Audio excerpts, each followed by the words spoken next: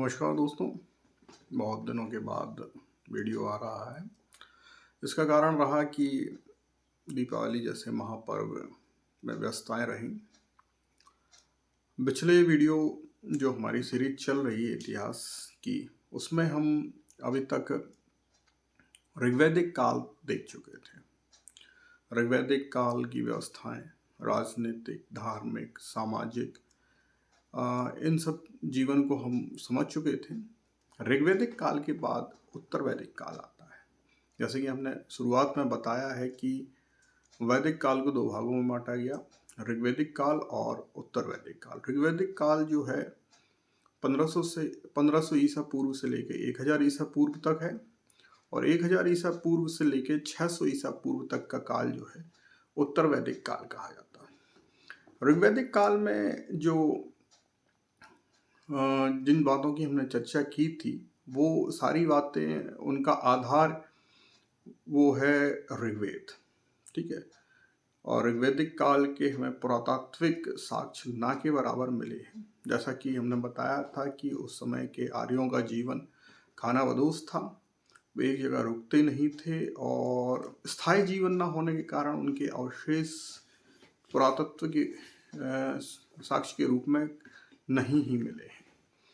अब हम उत्तर वैदिक काल की बात करें तो उत्तर वैदिक काल के जानकारी के स्रोत के रूप में हमारे पास दो प्रकार के स्रोत हैं। एक तो पुरातात्विक स्रोत। जी हाँ, उत्तर वैदिक काल के पुरातात्विक स्रोत हमें मिले हैं, जिनमें हालांकि इनकी संख्या भी कम है। जो सबसे प्रमुख हैं वो है मृदभांड यानी मिट्टी के बर्तन। और यह बर्तन जो है ग्रे रंग या धूसर रंग के हैं, और अच्छी बात है कि उस समय कला भी विकसित हो चुकी थी और उस पर चित्रकारी भी की गई है। इसलिए पुरातत्वविदों ने इसका नाम जो है चित्रित धूसर मृदभांड रखा गया है। जैसे इंग्लिश में अगर हम कहें तो painted grey ware, PGW short में। तो PGW जो है हमें इस काल से प्राप्त होते हैं, और उनके आधार पर हमें तत्कालिक सामाजिक जीवन और बाकी सामाजिक, राजनीतिक, धार्मिक जीवनों के बारे में भी पता चलता है, क्योंकि चित्रकारी एक अच्छा स्रोत मिला है।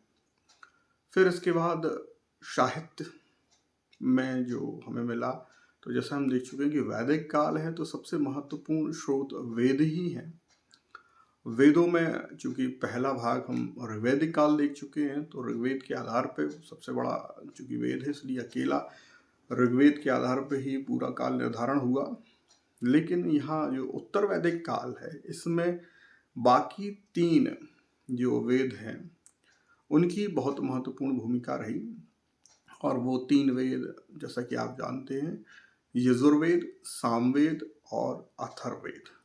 ठीक है, तो लेकिन वैदिक साहित्य में सिर्फ वेद ही नहीं आते, क्योंकि जब आगे बढ़े तो इन वेदों की व्याख्याएं भी की गई। इन वेदों को समझने के लिए बड़े जटिल और गूढ़ भाषा में ये वेद लिखे गए थे। तो वेदों को समझने के लिए ब्राह्मण ग्रंथ लिखे गए। हर वेद का अपना अपना ब्राह्मण ग्रंथ है। ठीक है, और फिर इसके बाद अब चूंकि सामाजिक जीवन स्थायी हो चुका था और वेदों की बातें सामान्य लोगों को बहुत ज़्यादा मतलब नहीं रहा। आज भी जो है बहुत ज़्यादा लोगों को वेदों से मतलब नहीं है, लेकिन उस समय लोगों ने जो है, उस समय के जो ऋषि महर्षि रहे, उनके अपने कुल रहे, उनके ऋषि कुल रहे, और उन्होंने अपने शिष्यों को समझाने के लिए वनों की शरण ली। वन को संस्कृत में अरण्य कहा जाता है। तो वनों की शरण ली, और वनों में वेदों को समझने के लिए कुछ और ग्रंथों की रचना हुई। चूँकि अरण्य में उनकी रचना हुई, या अरण्य में उन्हें पढ़ा जाता था, पढ़ाया जाता था, इसलिए इन्हें आरण्यक कहा गया। फिर इसके बाद इनको समझने के बाद जो है उपनिषद लिखे गए। तो आरण्यक की रचना जंगलों में हुई, और जंगलों में ही जाकर फिर उपनिषदों की रचना हुई। उपनिषद इसका अगर शब्दार्थ समझें तो उप मतलब नज़दीक और निषद मतलब के पास बैठना। तो नज़दीक बैठना, इसमें अगर हम भावार्थ निकालें तो गुरु के समीप बैठकर जिन्हें समझा गया। मतलब उपनिषद में रहस्य और अध्यात्म की बातें की गई हैं जिन्हें सामान्य व्यक्ति बिना गुरु की सहायता की समझ नहीं सकता था। तो उन उपनिषदों की रचना हुई। चूँकि ये वेदों को समझने के लिए अवैदिक साहित्य सबसे अंत में लिखे गए, इसलिए इन्हें वेदांत भी कहा गया। वेदांत के साथ साथ 6 वेदांगों की भी रचना हुई है जिनकी चर्चा हम आगे करेंगे। तो वेदांग और वेदांत में कंफ्यूज ना होइए, दोनों अलग अलग हैं, ठीक है। जहाँ वेदांग मात्र 6 ही हैं, ठीक है। उन पे बाद में जो है उनकी व्याख्या की गई, उन पर मीमांसा है और उन पर जो है बाकी ग्रंथ भी लिखे गए उनको समझने के लिए। लेकिन वेदांग 6 ही हैं, जबकि उपनिषदों की संख्या 108 बताई जाती है।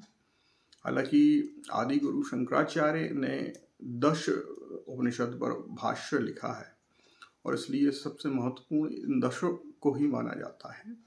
फिर इसके बाद आगे चल के स्मृतियों का भी निर्माण हुआ। मनुस्मृति, याज्ञवल्क्य स्मृति, नारद स्मृति। तो ये भी इतिहास को जानने के लिए महत्वपूर्ण है। और सबसे बाद में पुराणों की रचना हुई। पुराणों की रचना बहुत बाद में हुई, लेकिन इनसे ऐतिहासिक जानकारियाँ मिलती हैं, राजाओं के वंशों की जानकारियाँ मिलती हैं। तो इस तरह से हम देखें कि वैदिक साहित्य को समझने के लिए हमें तीनों वेद, ब्राह्मण, आरण्यक, उपनिषद और वेदांग, इनका हमें सहारा लेना पड़ेगा। हालांकि पुराण, महाकाव्य और स्मृतियाँ ये बाद के काल के लिए महत्वपूर्ण हैं, लेकिन अभी हम उत्तर वैदिक काल समझेंगे, तो इसलिए जो है हम इन वेदों की बात करें। अब देखते हैं, तो वेदों की अगर हम बात करते हैं तो दूसरा जो महत्वपूर्ण वेद है वो है यजुर्वेद। जैसा कि पहले भी हम चर्चा कर चुके हैं, यजुर्वेद का शाब्दिक अर्थ देखा तो यजुष शब्द से यजुर्वेद बना। तो यजुष का अर्थ होता है यज्ञ। तो यज्ञ के संबंध में विभिन्न कर्मकांड जो किए जाते थे उनको समझाने और बताने के लिए, उनसे संबंधी मंत्रों के लिए इस वेद का निर्माण हुआ है। और आपको एक चीज़ और बता दें कि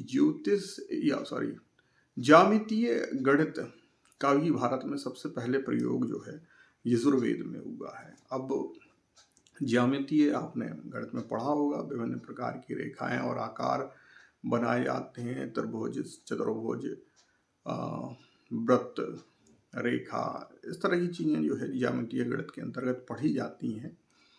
इसके अंतर्गत कई प्रमेय भी, पाइथागोरस प्रमेय जैसी प्रमेय भी जो है ज्यामिति के अंतर्गत ही आती हैं। तो चूंकि अब यज्ञ से संबंधी है तो उस समय यज्ञ की वेदी बनाने का विधान होता था। बिना यज्ञ वेदी के जो है यज्ञ संभव नहीं था।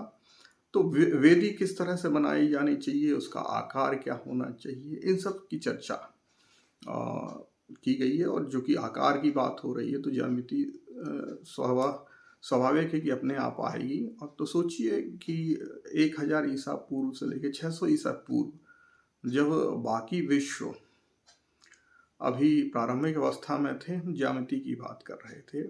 हमने यज्ञ कुंडों के आकार निर्धारित कर दिए, उनकी माप निर्धारित कर दी। तो इस तरह से जो है ऋग्वेद दूसरा महत्वपूर्ण वेद है।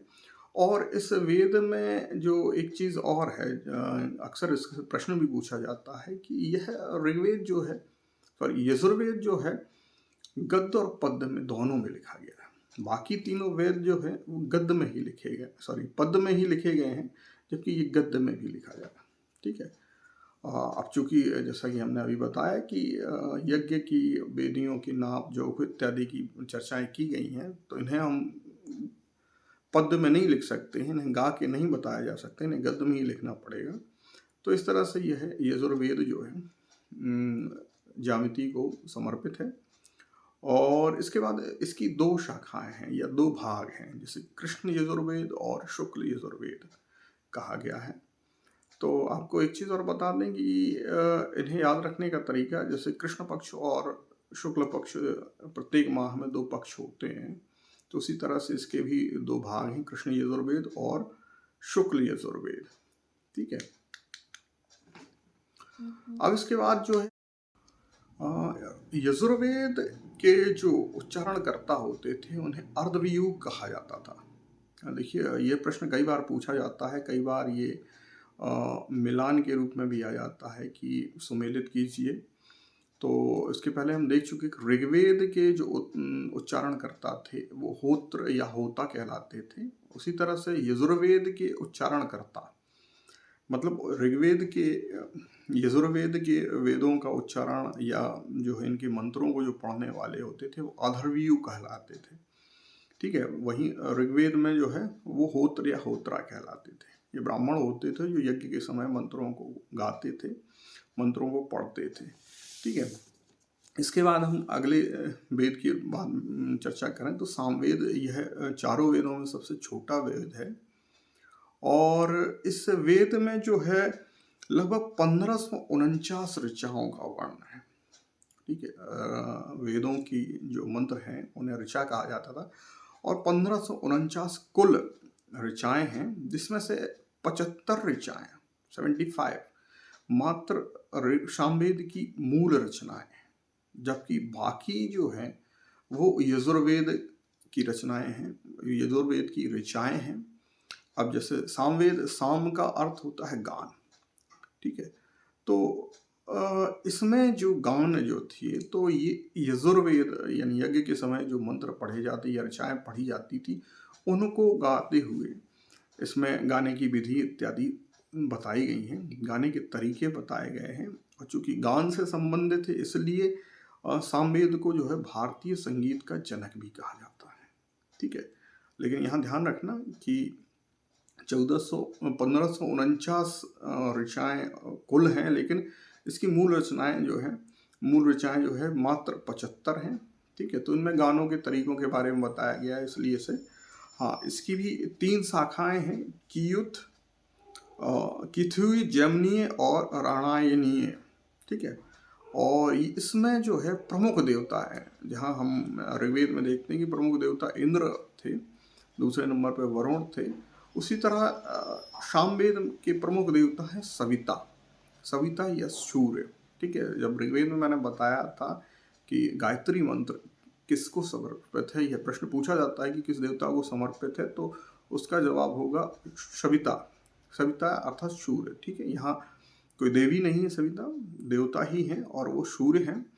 तो सामवेद के भी प्रमुख देवता हैं जो वो सविता ये सूर्य हैं। इसके अलावा दूसरे नंबर पर अगर बात की जाए, प्रश्न पूछा जाता है तो इसके दूसरे अधिकांश फिर दूसरे नंबर पे जो मंत्र समर्पित हैं वो सोम को समर्पित है। ठीक है। तो सविता मतलब सूर्य और सोम मतलब, सोम रस से बिल्कुल तात्पर्य न लगी, यहाँ सोम का अर्थ चंद्रमा ही है। ठीक है। तो सूर्य और चंद्र को समर्पित सामवेद है। ठीक है। इसके बाद चौथा वेद है अथर्ववेद। ठीक है। अथर्ववेद का जो नामकरण हुआ है वो अथर्व ऋषि के नाम के आधार पे हुआ। इसके मुख्य संकलनकर्ता अथर्व ऋषि हैं और इसके दूसरे संकलनकर्ता जो है अंगिरस ऋषि हैं। ठीक है। 2 ऋषियों ने मिलकर इसका संकलन किया है। यहाँ पुनः याद दिलाऊंगा कि वेदों की रचना नहीं की गई है, उनका संकलन किया गया है। तो अथर्वा और अंगिरस ऋषि ने मिलकर इसका संकलन किया, इसलिए इसका नाम अथर्ववेद है। और इसके अलावा इसे अथर्वा अंगिरस वेद भी कहा जाता है, दोनों ऋषियों के नाम पर भी, है ना। लेकिन प्रचलित नाम जो है अथर्ववेद ही है।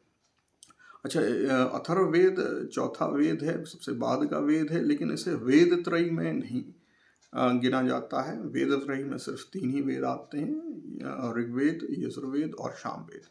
ठीक है। अब अथर्ववेद को क्यों नहीं गिना जाता है, इसका कारण है कि इसमें लोक रीतियों का वर्णन है, कुछ नकारात्मक चीज़ों का भी वर्णन है, जिसमें इसमें जादू टोना जैसी चीज़ों का, मरण मारण उच्चाटन वशीकरण जैसे मंत्रों का भी प्रयोग है, जिसे सही नहीं माना गया, इसलिए इसे वेद त्रयी में नहीं रखा गया है।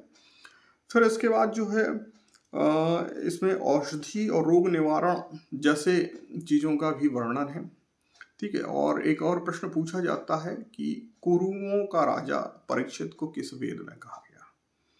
ठीक है, तो ये चीज़ भी आप याद रखें कि अथर्ववेद में ही कुरुओं का राजा परीक्षित को कहा गया है। परीक्षित का नाम आपने सुना होगा महाभारत में, अगर आपने सुना, या श्रीमद् भागवत महापुराण का विभाजन सुना होगा, तो अर्जुन के पुत्र कौन था जिसे पेट में ही चक्रव्यूह वेदने की गिरा ज्ञान प्राप्त हो गया था? अभिमन्यु। ठीक है, अभिमन्यु के पुत्र जो थे, यानी अभिमन्यु की पत्नी उत्तरा के गर्भ से जो पैदा हुए थे। हालांकि उत्तरा को गर्भपात कराने के लिए ब्रह्मास्त्र का प्रयोग जो है अश्वत्थामा ने किया था, और बाद में भगवान कृष्ण ने उसको निष्फल किया, और जो पुत्र उत्पन्न हुआ उसे परीक्षित कहा गया। तो पांडवों और कौरवों के युद्ध यानी महाभारत के पश्चात परीक्षित को जो है कुरुवंश का राजा घोषित किया गया। ठीक है, कौरवों और पांडवों का वंश जो है वो कुरुवंश का है, तो कुरुओं का राजा जो है परीक्षित को घोषित किया गया। इसकी जानकारी हमें अथर्ववेद से भी मिलती है। तो ये तो हुई चारों वेदों की जानकारी। ठीक है, खासतौर से उत्तर वैदिक काल के हिसाब से देखेंगे हम इनके बारे में ही। अगर प्रश्न आता है कि उत्तर वैदिक कालीन समाज, राजनीतिक संगठन और धार्मिक जीवन की जानकारी हमें सबसे पहले किस वेद से मिलना प्रारंभ होती है, तो उसका जवाब होगा यजुर्वेद। ठीक है, सामवेद में तो संगीत और गाने से संबंधित ही कुल मंत्र उनके खुद के जो है मौलिक मंत्र 75 ही हैं। तो यजुर्वेद से ही हमें जो है लोक जीवन की जानकारी मिलना प्रारंभ होती है। अथर्ववेद में ये विस्तार से दिया गया है, तो ये एक लौकिक ग्रंथ कह सकते हैं। तो ये तो हुए 3 जो है ग्रंथ। इसके बाद जो है इनको समझने के लिए ब्राह्मणों की रचना हुई। ठीक है, तो अगले वीडियो में हम बाकी ग्रंथों के बारे में विस्तार से जानेंगे। तब तक के लिए नमस्कार।